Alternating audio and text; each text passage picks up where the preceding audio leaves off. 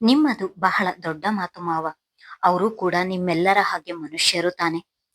ನನಗೆ ಸತ್ಯ ತಿಳಿದಾಗ ಇವರ ಪರಿಸ್ಥಿತಿ ನನಗೆ ಬಂದಿದ್ದರೆ ಏನು ಮಾಡುತ್ತಿದ್ದೆ ಎಂದು ಯೋಚಿಸಿದೆ. ಅಷ್ಟೇ, ಬೇರೇನಿಲ್ಲ.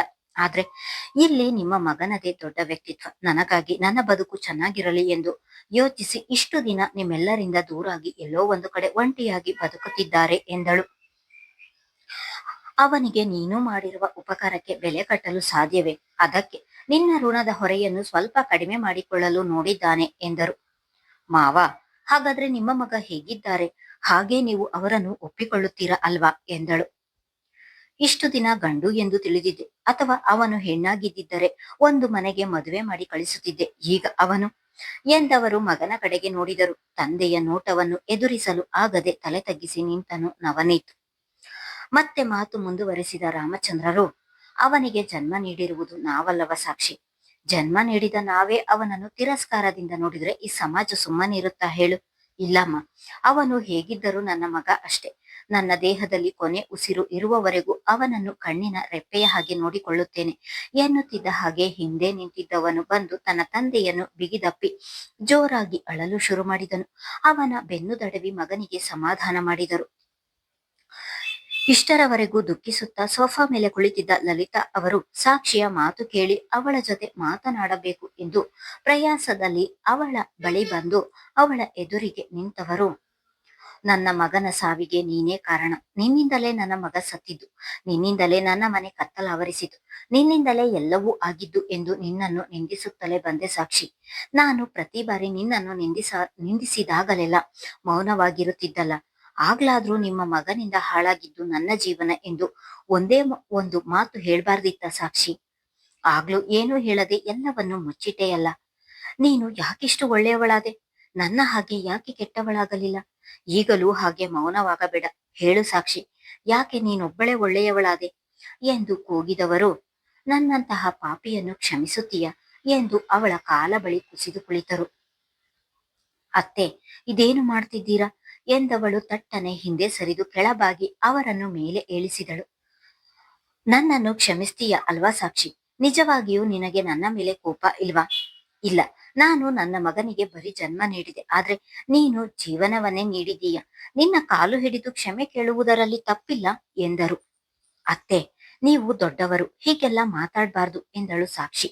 ಇಲ್ಲಮ್ಮ, ವಯಸ್ಸಿನಲ್ಲಿ ದೊಡ್ಡವಳಾದರೂ ನಿನ್ನ ವ್ಯಕ್ತಿತ್ವದ ಮುಂದೆ ಬಹಳ ಚಿಕ್ಕವಳಾಗಿ ಬಿಟ್ಟೆ. ನನ್ನ ಮಗಳಿಗೆ ಸತ್ಯ ತಿಳಿಯುತ್ತಿದ್ದ ಹಾಗೆ ಅವಳು ಹೇಗೆಲ್ಲ ಮಾತನಾಡಿದಳು ನೀನೇ ನೋಡಿದ್ಯಲ್ಲ. ಆದ್ರೆ ನೀನು ಸತ್ಯ ತಿಳಿದರೂ ಅವನನ್ನು ಬಿಟ್ಟು ಹೋಗದೆ ಅವನ ಜೊತೆಯಲ್ಲಿಯೇ ಇದ್ದು ಅವನಿಗೆ ಧೈರ್ಯ ತುಂಬಿ ಅವನ ಜೊತೆ ನಿಂತಿದ್ದೀಯ. ಇಲ್ಲ ಸಾಕ್ಷಿ, ನವ್ಯಾಳಿಗೆ ಜನ್ಮ ನೀಡಿದ ಇದೇ ಒಡಲಿನಿಂದ ಇವನಿಗೂ ಕೂಡ ಜನ್ಮ ನೀಡಿದೆ. ಆದ್ರೆ ಇವನಿಗೆ ಮಾತ್ರ ಯಾಕೆ ಹಾಗೆ, ಇವನ್ ಯಾಕೆ ಹಾಗಾದ ಎಂದು ಅಳುತ್ತಲೇ ಹೇಳಿದರು. ಹೆತ್ತ ಒಡಲಿಗೆ ನೋವಾಗುವುದು ಸಹಜ. ಅತ್ತೆ, ಆ ಸೃಷ್ಟಿಕರ್ತ ನೀನು ಇದೇ ರೀತಿ ಹುಟ್ಟಬೇಕು ಎಂದು ಮೊದಲೇ ಬರೆದಿದ್ದರೆ ಅದನ್ನು ಯಾರು ತಪ್ಪಿಸಲು ಸಾಧ್ಯ ಇಲ್ಲ. ನಮ್ಮ ಸೊಸೈಟಿಯಲ್ಲಿ ಅಂತವರು ಎಷ್ಟು ಜನ ಇಲ್ಲ ಹೇಳಿ? ಕೆಲವರ ಕುಟುಂಬದವರು ಅವರನ್ನು ಒಪ್ಪಿಕೊಂಡರೆ ಇನ್ನೂ ಕೆಲವರ ಕುಟುಂಬದವರು ಅಂತವರು ತಮ್ಮ ಮನೆಯಲ್ಲಿ ಇದ್ದರೆ ನಮ್ಮ ಮರ್ಯಾದೆ ಹೋಗುತ್ತೆ ಎಂದು ಮರ್ಯಾದೆಗೆ ಅಂಜಿ ಅವರು ತಮ್ಮ ಮಕ್ಕಳು ಎಂದು ಯೋಚಿಸದೆ ಮನೆಯಿಂದ ಹೊರಗೆ ಹಾಕುತ್ತಾರೆ. ಆದ್ರೆ ಮಾವ ಹೇಳಿದ ಮಾತು ಕೇಳಿ ನನಗೆ ನಿಜವಾಗಿಯೂ ಖುಷಿಯಾಯಿತು ಎಂದಳು. ಹೌದು ಸಾಕ್ಷಿ, ನನ್ನ ಮಗನ ಬಗ್ಗೆ ನನ್ನ ಮಗಳೇ ಅಲ್ಲ, ಯಾರು ಏನೇ ಹೇಳಿದ್ರು ಅಷ್ಟೇ, ಅವನನ್ನು ನಾನು ಹೆತ್ತಿದ್ದೀನಿ. ಆ ರೀತಿ ಹುಟ್ಟಿದ್ದು ಅವನ ತಪ್ಪು ಎನ್ನುವುದಾದರೆ ಅವನಿಗೆ ಹಾಗೆ ಜನ್ಮ ನೀಡಿದ್ದು ನನ್ನದು ತಪ್ಪಲ್ಲವೇ? ಎಲ್ಲೋ ಹುಟ್ಟಿದ ನೀನು, ಸಂಬಂಧವೇ ಇಲ್ಲದವಳು, ಅವನ ಜೊತೆ ನಿಂತಿದ್ದೀಯ ಎಂದರೆ ಇನ್ನು ನಾನು ಜನ್ಮ ಕೊಟ್ಟವಳು ಅವನ ಜೊತೆ ನಿಲ್ಲುವುದಿಲ್ಲ ಹೇಳು? ನನ್ನ ಜೀವ ಇರುವವರೆಗೂ ಅವನ ಜೊತೆ ನಾನು ನಿಲ್ತೀನಿ ಎಂದು ದಿಟ್ಟತನದಲ್ಲಿಯೇ ಹೇಳಿದರು. ಈಗ ತಾಯಿಯ ಮಾತು ಕೇಳಿ ಅವರ ಬಳಿಗೆ ಬಂದವನು ಅಮ್ಮ ಎಂದನು. ಕಂದ ಎಂದು ಅವನನ್ನು ತಬ್ಬಿ ಕಣ್ಣೀರು ಮಿಡಿದರು. ಸಾಕ್ಷಿಯ ಬಳಿಗೆ ಬಂದ ಸಾಕೇತ್, ಸಾಕ್ಷಿ, ಏನಿದೆಲ್ಲ? ಇಷ್ಟು ದೊಡ್ಡ ಸತ್ಯವನ್ನು ನನಗೂ ಹೇಳದೆ ಮುಚ್ಚಿಟ್ಟಿದೆಯಲ್ಲ ಎಂದನು.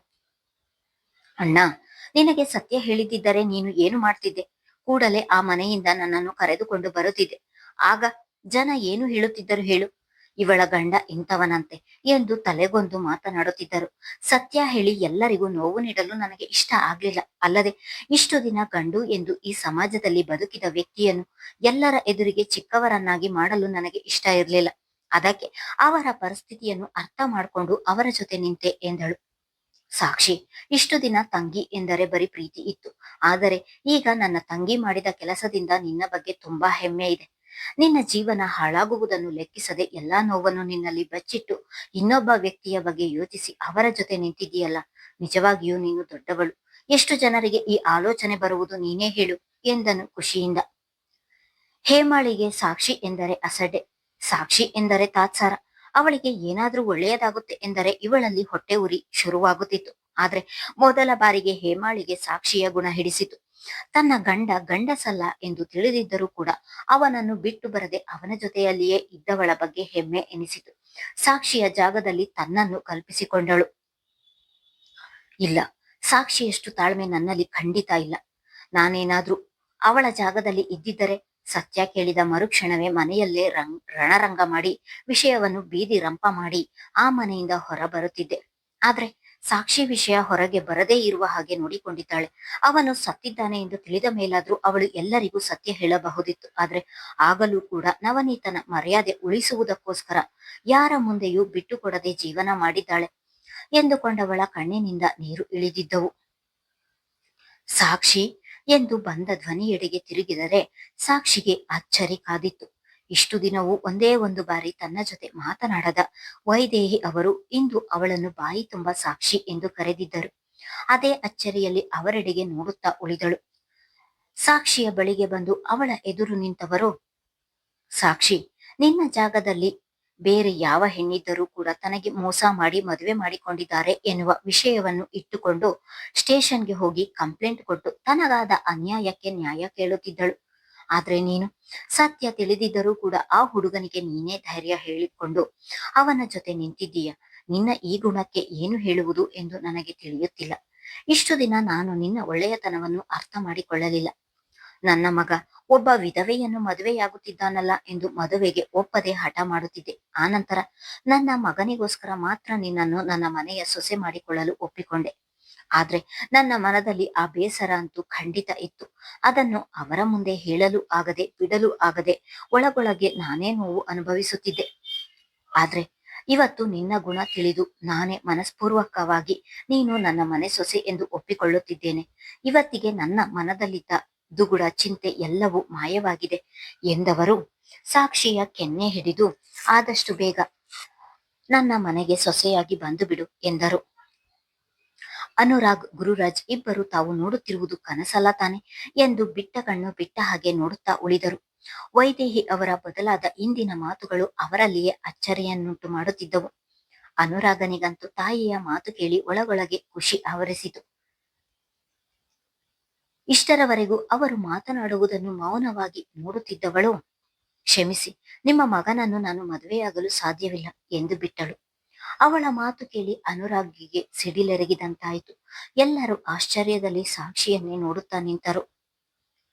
ಸಾಕ್ಷಿ, ಏನ್ ಮಾತಾಡ್ತಿದ್ದೀರಾ ನೀವು? ಯಾಕೆ ಮದುವೆ ಸಾಧ್ಯ ಇಲ್ಲ ಎಂದು ಹೇಳುತ್ತಿದ್ದೀರಾ ಎಂದು ನವನೀತ್ ಕೇಳಿದರೆ, ಇದೇನು ನವನೀತ್, ಈಗ ಹೀಗೆ ಹೇಳ್ತಿದ್ದೀರಾ?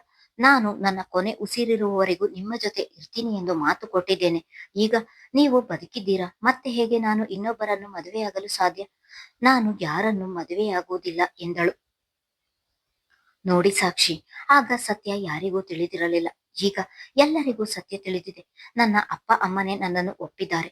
ನನ್ನ ಜೊತೆ ಅವರು ಇರ್ತಾರೆ. ನೀವು ಈ ರೀತಿ ಮಾತನಾಡಬೇಡಿ. ನಿಮಗೆ ನಿಮ್ಮದೇ ಆದ ಒಂದು ಬ್ಯೂಟಿಫುಲ್ ಲೈಫ್ ಬೇಕು. ಇಷ್ಟು ದಿನ ನೀವು ನನಗಾಗಿ ಬದುಕಿದ್ದು ಸಾಕು. ಇನ್ನು ಮುಂದೆಯಾದರೂ ನಿಮಗಾಗಿ ನೀವು ಬದುಕಬೇಕು. ನೀವು ಈ ರೀತಿ ಮಾತಾಡ್ತೀರಾ ಅಂದ್ರೆ ನಾನು ನಿಮ್ಮ ಜೊತೆ ಬರ್ತಾನೆ ಇರ್ಲಿಲ್ಲ. ಸುಮ್ಮನೆ ಅವರನ್ನು ಮದುವೆಯಾಗಿ ಎಂದನು. ಇಲ್ಲ ನವನೀತ್, ನೀವು ಏನೇ ಹೇಳಿದ್ರು ನಾನು ಈ ಮದುವೆಯಾಗುವುದಿಲ್ಲ. ಹಾಗೆ ಮದುವೆಯಾಗಿ ನಿಮ್ಮನ್ನು ಬಿಟ್ಟು ಹೋದ್ರೆ ನಾನು ಕೊಟ್ಟ ಮಾತಿಗೆ ತಪ್ಪಿದ ಹಾಗೆ ಆಗುತ್ತದೆ ಎಂದವಳು ಅಲ್ಲಿ ನಿಲ್ಲದೆ ಅನುರಾಗನನ್ನು ನೋಡಿಕೊಂಡು ತನ್ನ ಕೋಣೆಗೆ ಹೊರಟಳು. ಸಾಕ್ಷಿ ಅತ್ತ ಹೋಗುತ್ತಿದ್ದ ಹಾಗೆ ನವನೀತನ ನೋಟ ಅನುರಾಗ್ನ ಕಡೆ ಹರಿಯಿತು. ಇಹದ ಪರಿವೇ ಇಲ್ಲದೆ ಕಲ್ಲಿನಂತೆ ನಿಂತಿದ್ದನು ಅನುರಾಗ್. ಮುಂದುವರಿಯುವುದು. ಧನ್ಯವಾದಗಳು.